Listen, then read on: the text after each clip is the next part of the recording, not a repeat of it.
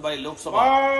माननीय सभासदों, माननीय सभापति जी,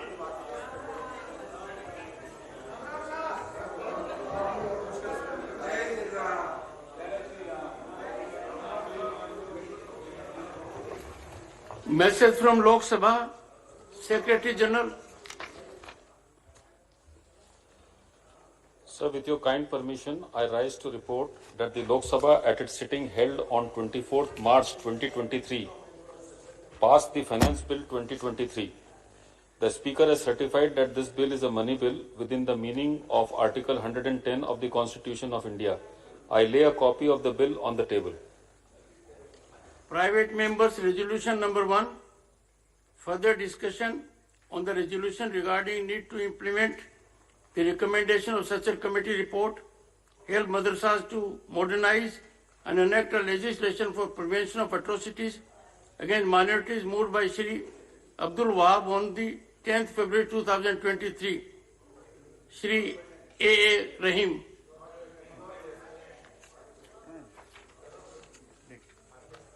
Shri Ajay Pratap Singh, not present. Dr. Ami Yaznik. Present sir, बोलेगा नहीं। माननीय सभापति महोदय,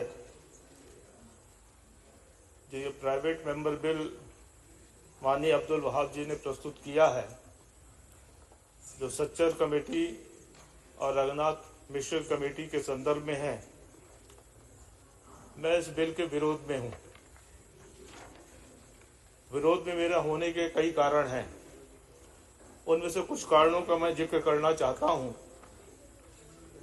कि सच्चर कमेटी का जो गठन है, उस गठन को ही सर्वप्रथम न्यायालय में चैलेंज किया गया है और जो कमेटी की वैधानिकता पर ही प्रश्न चिन्ह लगा हुआ है, उस कमेटी की रिपोर्ट को लागू करना किसी भी दृष्टि से न्यायोचित नहीं है।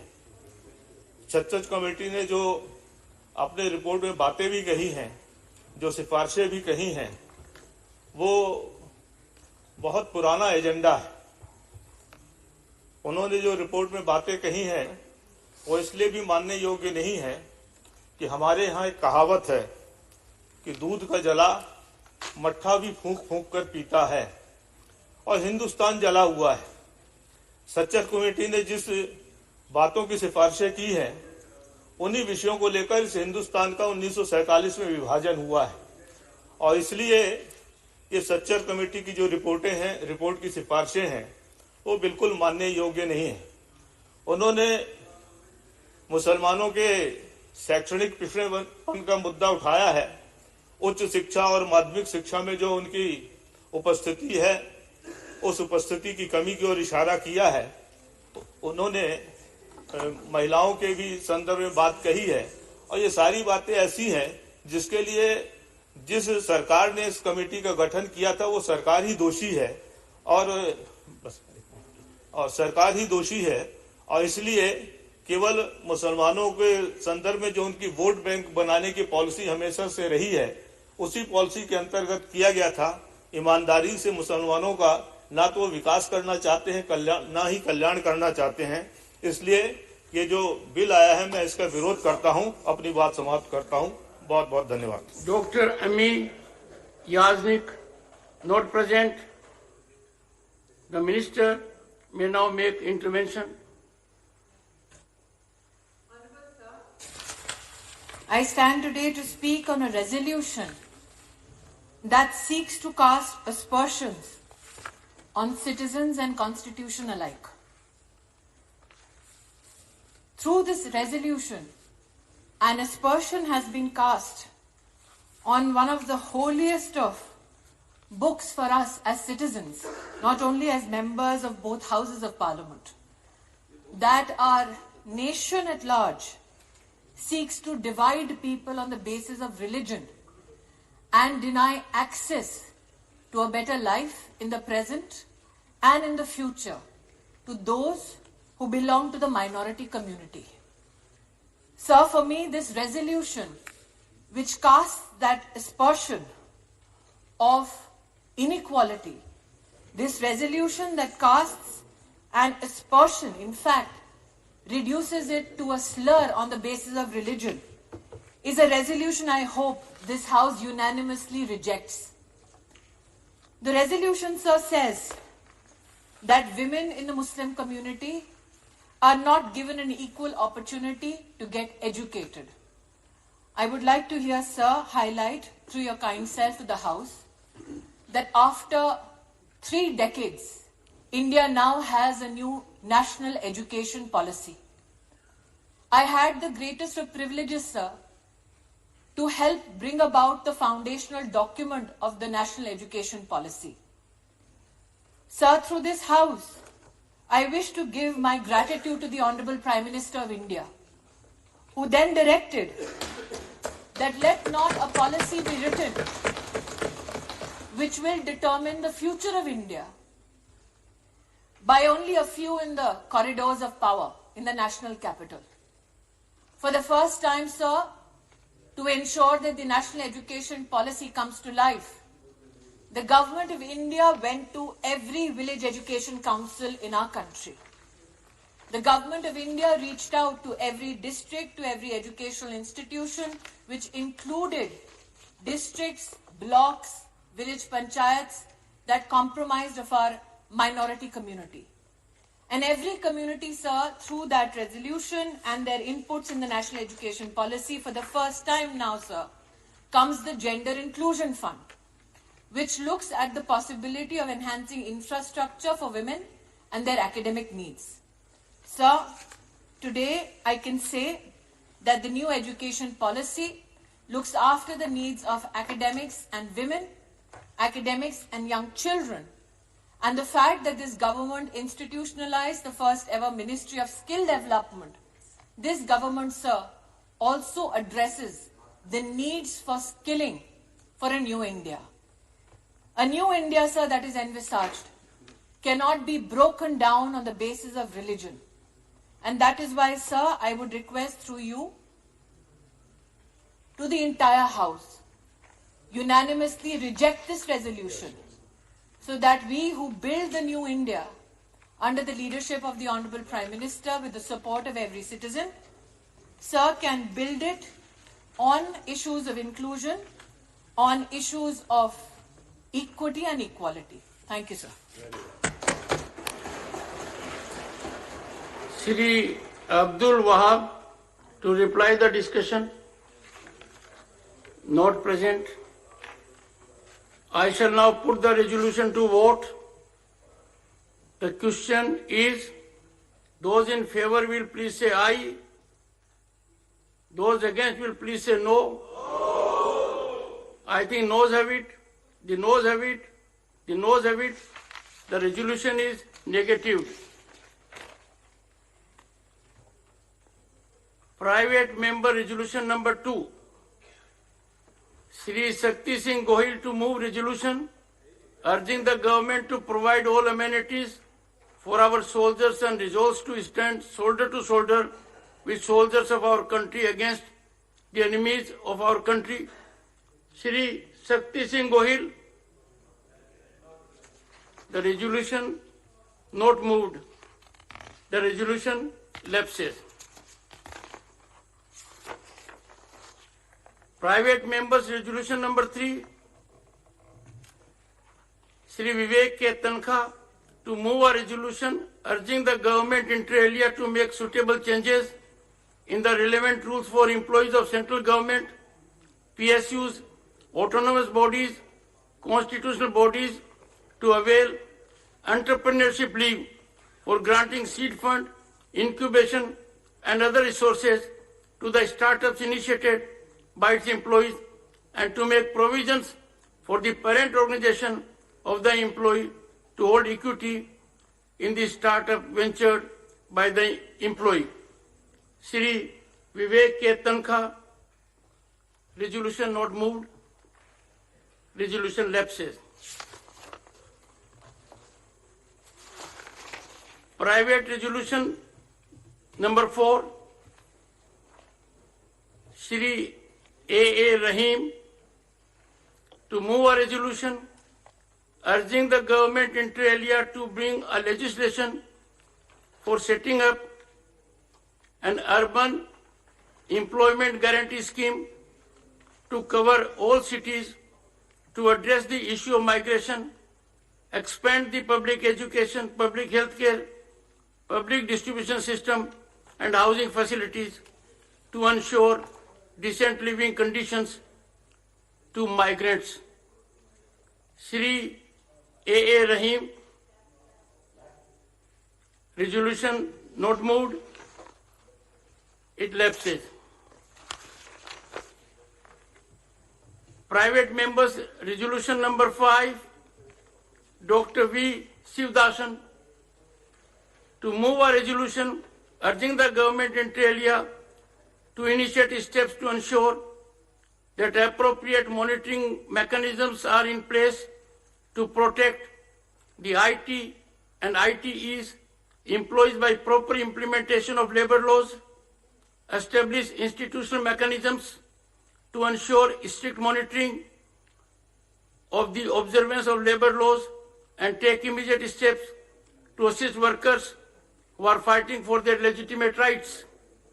Dr. V. Shivdasan, resolution not moved, resolution lapsed.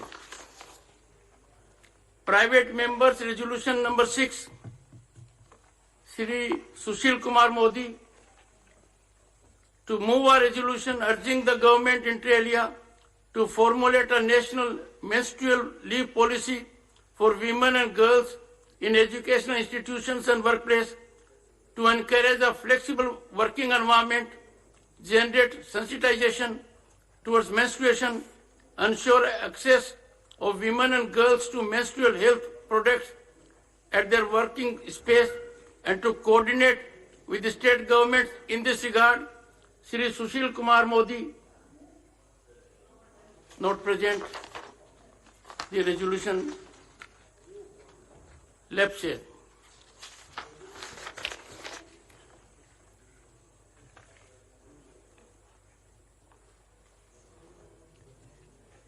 Honorable members,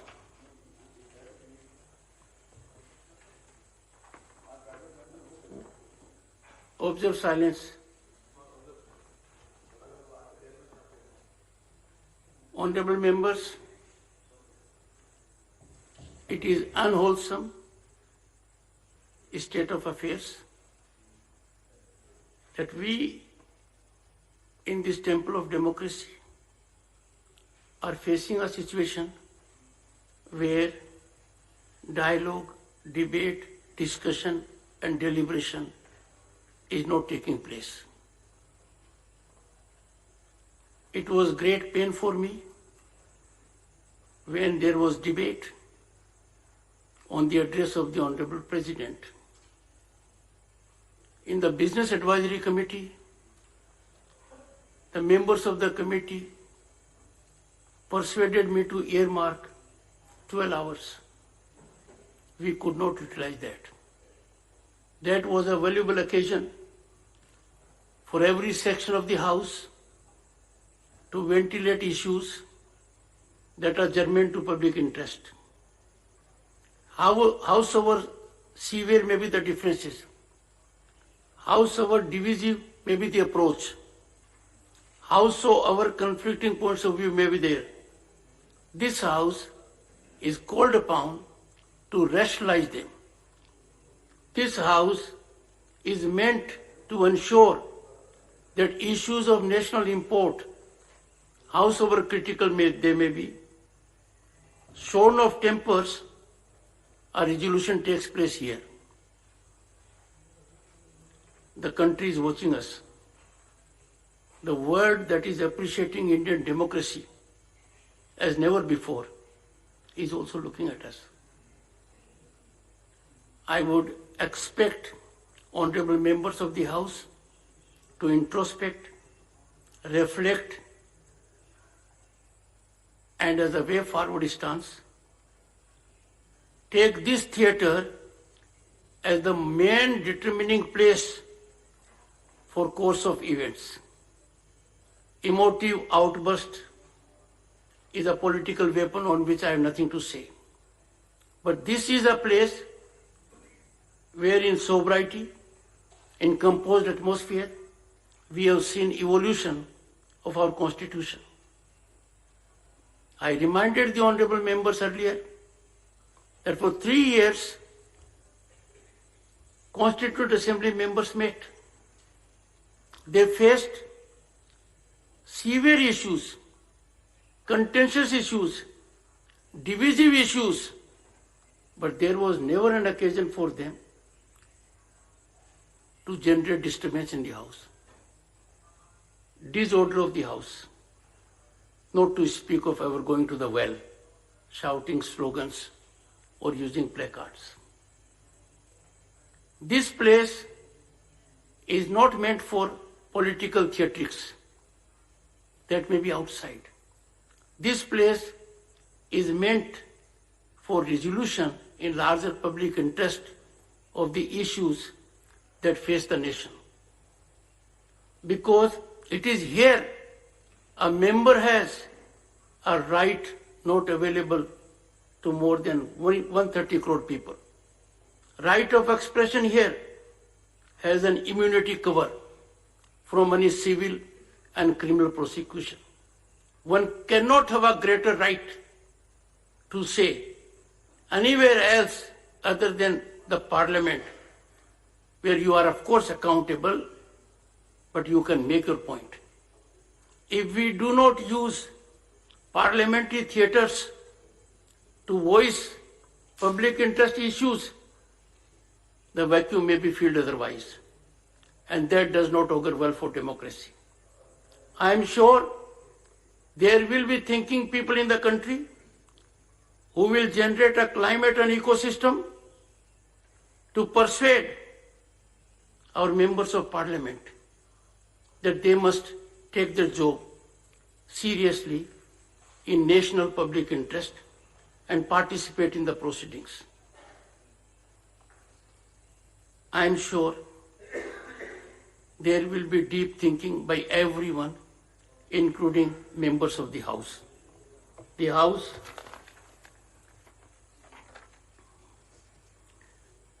honorable members, in a helpless condition, since Friday's list of business provides time to private members' resolution from 2:30 p.m. onwards up to 5 p.m., and that could not be taken.